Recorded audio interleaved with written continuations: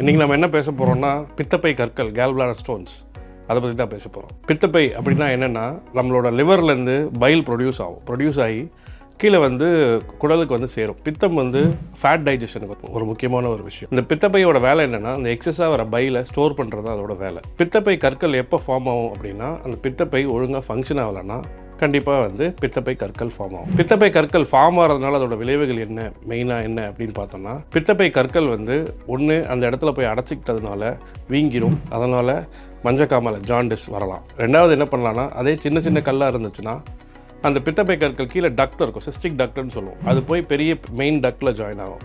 அந்த ஜாயின் பண்ணுற இடத்துல போயிட்டு அடைச்சிக்கிச்சுன்னா ஃபுல்லாக வீங்கி போய் மஞ்சக்காமலை ஃபுல்லாக பரவிடும். மூணாவது விஷயம், ஆபத்தான விஷயம், அதே கற்கள் கீழே போயிட்டு பேங்க்ரியாஸ் கணையம் அதோட டியூப் வர்ற இடத்துல போய் அடைச்சிக்கிச்சுன்னா பேங்க்ரடைட்டிஸ்னு ஒரு உயிருக்கே ஆபத்தான ஒரு விஷயம் வர்றதுக்கு வாய்ப்புகள் உண்டு. அட் ப்ரெசென்ட் ப்ரூவனாக பார்க்குறது என்னென்னா பித்தப்பை கற்களை பொறுத்த வரைக்கும் சிறிய கற்கள் ரொம்ப சின்னதாக இருந்துச்சுன்னா அதுக்கு ட்ரீட்மெண்ட் எதுவும் தேவையில்லை, வெயிட் பண்ணி பார்க்கலாம். அதே நிறையா கல் இருக்குது, பெருசாக இருக்குன்னா சர்ஜரி மட்டும்தான் அதுக்கு ட்ரீட்மெண்ட். அதை நாம் எதுவும் மாற்றவும் முடியாது. சர்ஜரி ஏன் சார் இப்போ பித்தப்பை எடுத்துட்டிங்கன்னா என்னோடய ஃபங்க்ஷன்லாம் போயிடுமா அப்படின்னு கேட்டிங்கன்னா இல்லை, கண்டிப்பாக போகாது. ஏன்னா பித்தப்பை ஒரு ஸ்டோரேஜ் ஆர்கன் தான். ஏற்கனவே அது ஃபங்க்ஷன் ஆகாதனால தான் உங்களுக்கு பித்தப்பை கற்களே ஃபார்ம் ஆகுது. ஸோ பித்தப்பை எடுக்கிறதுனால அந்த டைஜஷனை நம்ம ஸ்டாப் பண்ண போகிறதில்லை. அது ஏற்கனவே அதோட ஃபங்க்ஷனாலிட்டி போயிடுச்சு. லாப்ரோஸ்கோபி வழியாக சின்ன சின்ன ஹோல் போட்டு மைக்ரோஸ்கோப்பி மாதிரி சின்னதாக 3 ஓட்டை மட்டும் போட்டு இல்லை 4 ஓட்டை மட்டும் போட்டு அது வழியாகவே ஆப்ரேஷன் பண்ணி எடுத்துகிறோம். பேஷண்ட் மறுநாளே வீட்டுக்கு போகலாம், எல்லா வேலையும் பார்க்கலாம், எந்த ஒரு தொந்தரவும் இருக்காது. ஸோ பித்தப்பை கற்கள் வராமல் எப்படி ப்ரிவென்ட் பண்ணலாம் அப்படின்னு பார்த்தோன்னா